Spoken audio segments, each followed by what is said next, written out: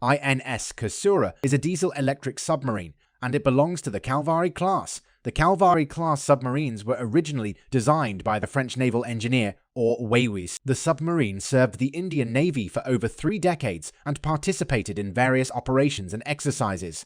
It was involved in the 1971 War in Indo-Pakistan.